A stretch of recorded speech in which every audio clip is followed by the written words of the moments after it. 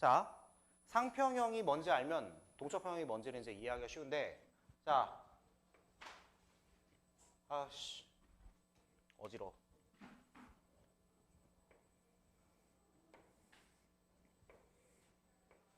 이게 뭐야? 7글자. 밀폐된 진공 용기 아이가. 맞아, 아니야. 그지? 밀폐된 진공 용기. 에다가 물을 부었어. 어허. 자, 밀폐된 진공 용기라 그랬다. 진공. 뭔 소리야? 아무것도 없어. 졸라 건조해. 그지? 그럼 물은 어떻게 될까? 증발하겠지. 그지? 자, 물은 증발합니다. 싹 하고 증발합니다. 맞지요? 자, 증발을 하면 이제 어떻게 돼? 여기에 이제 이렇게 수증기들이 생기게 되겠지? 수증기가 생기게 되면은 얘네들이 다시 응축하는 애들이 생기게 돼요, 실제로. 어허. 실제로. 자, 이거를 뭐 화학 반응은 아니지만은 액체 상태의 물은 가만히 놓으면은 자동으로 당연하게도 증발을 해요. 그지? 꼭 100도씨가 아니더라도 증발하잖아. 맞아, 아니야? 그지? 당연하게도 이렇게도 다시 돌아오는 놈들도 있어요. 새벽에 이슬 맺히잖아. 맞아, 아니야? 뭐 이슬 맺힐 때 그게 뭐 0도시니? 아니잖아. 맞아, 아니야? 그지? 이거 당연히 이렇게 돼요. 자, 증발은 계속됩니다. 증발은 계속되니까 여기에 점점점 수증기가 많아지겠지. 수증기가 많아진다라는 말을 다시 얘기하면 무슨 소리냐면은 응축될 수 있는 애가 많아진다라는 뜻이야. 이해됩니까? 응축될 수 있는 애가 많아지니까 실제로 응축되는 애들이 더 많아집니다. 이를테면 이렇게 되는 거야. 100개 증발해서 처음엔 10개 들어왔었거든? 근데 시간이 조금 지나면 이제 100개 증발할 때 50개씩 들어와. 아하. 자, 증발은 계속 됩니다. 증발은 계속 되는데 그러다 보면은 이제 어떻게 되냐면은 여기가 포화 상태가 돼요. 공기가 머금을 수 있는 수증기 양은 정해져 있지. 그지? 물론 온도에 따라 달라. 온도가 높아지면은 머금을 수 있는 수증기 양도 증가. 낮아지면 감소하겠지. 그지? 근데 일정한 온도에서 어쨌든 머금을 수 있는 수증기 양은 정해져 있다라고. 맞죠? 이러면 어떻게 될까 이제? 더 이상 증발할까? 못할까? 더 이상 증발해요. 이게 동적평형이에요. 더 이상 증발합니다. 근데 무슨 일이 벌어져? 100개 증발할 때 100개가 응축되는 거지. 그죠? 100개가 증발을 할 때 100개가 응축되는 상태가 되는 거야. 수증기가 많으니까 이제 응축되는 애들도 충분히 많아졌거든. 그지? 자, 그러면 이제 이렇게 되는 거지. 100개 증발하고 100개 응축된다라 그랬는데 실제로 물이 줄었을 거 아이가. 물이 이렇게 줄었겠죠? 그지? 근데 100개 증발하고 100개 다시 들어오니까 물이 더 이상 줄어 안 줄어? 안 줄어. 수증기의 양은 더 늘어 안 늘어? 못 늘어. 이미 포화니까. 그지? 그러니까 마치 아무 일도 안 일어나는 것처럼 보여. 양이 일정하니까. 근데 그럼에도 불구하고 분명히 증발도 일어나고 있고 응축도 일어나고 있다. 이걸 뭐라 그런다? 동적 평형이다.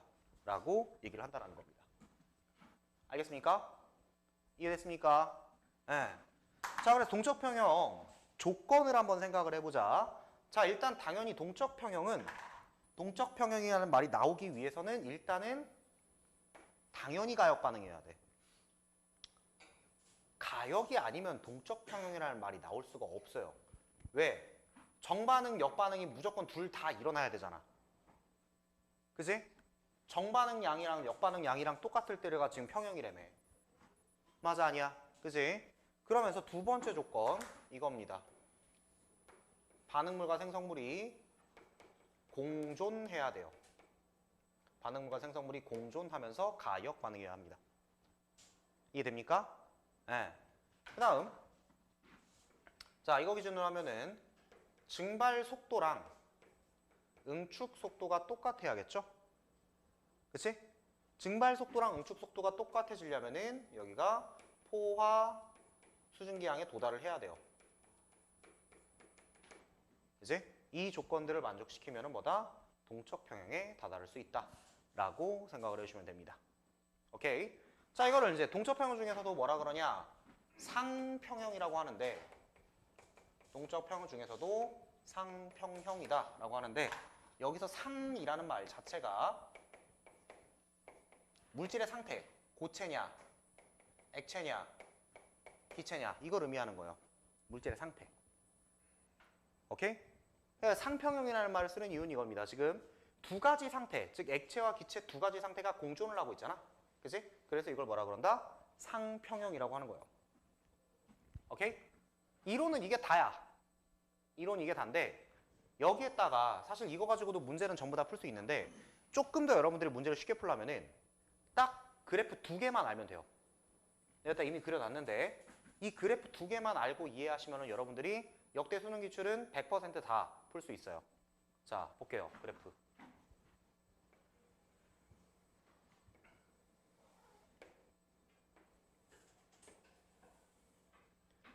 자, 이렇게 지금 두 가지 그래프를 한번 그려볼 건데 첫 번째 속도 시간 그래프.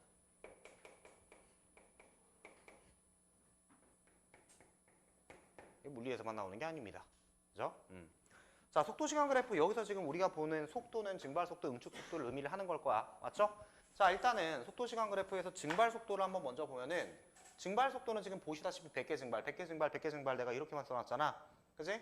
일정합니다. 증발 속도는. 항상 일정한 건 아니고 증발 속도는 철저하게 온도 비례라고 생각을 하시면 되는데 물론 뭐 정비례는 아니에요. 근데 온도가 가장 큰 영향을 미쳐요. 이미 알고 있어. 더우면 증발 잘해. 추우면 증발 잘해. 더우면 증발 잘하잖아. 그럼 당연한 거 아이가? 맞아 아니야? 그지? 그러니까 온도가 높을수록 증발 속도는 빨라요. 수능과학 원에서는 증발 속도는 그냥 온도만 생각하면 돼. 온도만. 오케이? 자, 근데 응축 속도 한번 생각을 해볼게요. 응축 속도. 자, 응축 속도는 점점 빨라졌어. 맞지? 점점 빨라졌는데 왜 빨라졌었냐 이거? 이거 빨라진 이유가 뭐였어? 수증기양이 많아지면서 응축될 수 있는 애가 많아지니까 빨라진 거 아니야? 맞아 아니야? 그죠? 자, 그러니까 이렇게 된 거야. 수증기양이 많아지면서 응축되는 양이 많아지다가 여기서 평형 상태에 도달을 하게 되죠. 맞죠? 평형 상태에 도달하게 되면 수증기양이 일정하니까 응축 속도도 더 이상 당연히 증가하지 않는 거야. 맞죠? 네. 이게 속도 시간 그래프. 자, 즉 응축 속도 같은 경우는 이렇게 생각하면 제일 편해. 습도 비례다. 물론 다시 한번 얘기하지만 정비례는 아니에요. 무슨 주관식에다가 무슨 비례한다 이지랄 치면 큰일 납니다. 다시 한번 말하지만 영향을 미치는 요인들이 몇 개가 있어요. 그지? 근데 가장 큰 영향을 미치는 것들이 이런 것들이다 라고 생각을 해주시면 됩니다. 알겠죠? 알겠습니까? 네. 자, 그 다음에 그 밑에 이제 액체랑 기체의 양, 액체의 양과 기체의 양 이제 이걸 보면 되는데 자, 일단은 기본적으로 물 같은 경우는 처음에는 물밖에 없었잖아. 그지? 처음에는 물밖에 없었는데 물이 점점 줄어들 거야. 언제까지? 평형 상태에 도달할 때까지. 그지? 그리고 평형 상태를 지나고 나면은 싸라라라라 해가지고 일정한 상태가 되겠죠. 이게 물의 양이야. 그쵸? 반면에 수증기 같은 경우는 처음에는 아예 없었죠. 진공이었으니까. 그지? 진공이었으니까 없다가 점점 증가를 해가지고 여기서 이렇게 되겠지. 이게 수증기의 양입니다. 그쵸? 자, 이렇게 사실 두 가지 그래프만 알면 되는데 이를테면은 이렇게 물어봐요. 자, 아직 동적 평형에 다다르기 전, 그 다음에 동적 평형에 다다랐을 때, 그리고 동적 평형에 다다른 후 이런 식으로 이제 시점을 잡는 거야. 자, 그래서 뭐 여기를 예를 들어서 여기를 뭐 가라고 한번 해볼까요? 여기를 나, 여기를 다라고 한번 해보자. 그러면 봐봐. 여기서는 예를 들어 이런 거 물어봐. 응축 속도 분의 증발 속도 이걸 비교하시오. 라고 하면은 가나 다가 각각 어떻게 되겠어? 응축 분의 증발은 가가 제일 크지. 근데 나랑 다는 그냥 1이야. 나랑 다는 그냥 1이야. 응축이랑 증발이 똑같아졌으니까. 맞죠? 응축분의 증발, 뭐 증발분의 응축으로 물어볼 수도 있고. 맞아, 아니야? 그죠? 자, 그 다음에 이렇게 생각할 수 있어요. 여기도 똑같이 예를 들어서 수증기의 양 분의 물의 양 이런 거 많이 물어봐요. 수증기의 양 분의 물의 양. 자, 이렇게 물어봤을 때 결국에서 이제 뭐 가, 나, 다 하게 되면은 어디가 제일 커? 가가 제일 크지. 분모는 제일 작고 그지? 분자는 제일 크니까. 근데 얘네 둘은 똑같죠. 그지? 이런 식으로 물어본다라는 거야.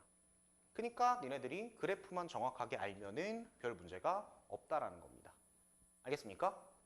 간혹 가다가 이런 거 물어보는데 얘들아, 자, 저 그래프 관련해서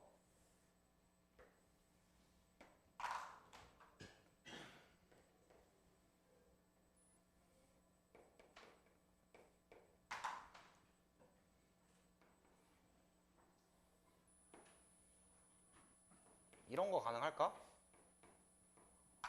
이런 그래프 가능하겠냐?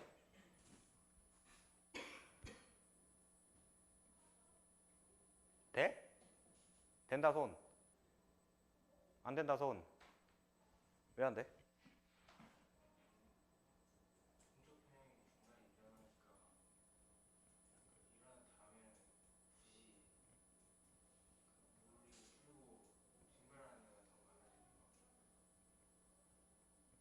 무슨 소리지? 돼요, 결론은. 아니, 그냥 동적 평형은 어쨌든 얘랑 얘가 일정하면 되는 거잖아. 그지? 그래프가 이런 패턴으로 나오려면 간단해. 물을 조금 부으면 돼. 그럼 수증기가 더 많아질 수 있는 거 아니야? 그지? 근데 이거 은근히 많이 헷갈려 하더라고. 그러니까 이 그래프를 막 모순이라고 생각을 해. 안 봤으면 그럴 수 있어. 근데 가능합니다, 당연히. 그리고 실제로 일부러 헷갈리게 하려고 요즘에 이런 식으로도 돼요. 이렇게.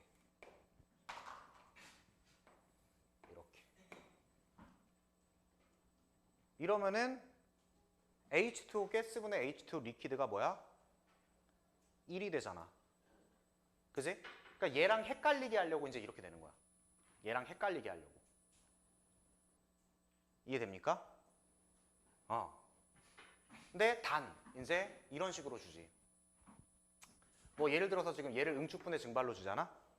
얘를 응축분의 증발로 주면은 응축분의 증발은 점점 어떻게 돼? 감소하지. 맞아, 아니야. 응축분의 증발은 점점 감소할 거 아니야. 근데 얘를 이제 거꾸로 주는 거지. H2O 리퀴드분의 H2O 가스로. 이렇게 되면 어떻게 돼? 물의 양은 점점 감소하는데 수증기의 양은 점점 증가하니까 전체적으로 계속해서 증가하겠지? 동적평에 다다를 때까지. 이거 가지고 이게 이건지 찾아내는 문제. 뒤에 이제 동적평에 다다를 때는 둘 다 1로 줘버리는 거야.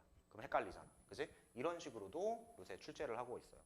그러니까 그래프 패턴 관련해가지고 조금 정확하게 기억을 하시는 게 좋을 거예요. 알겠습니까?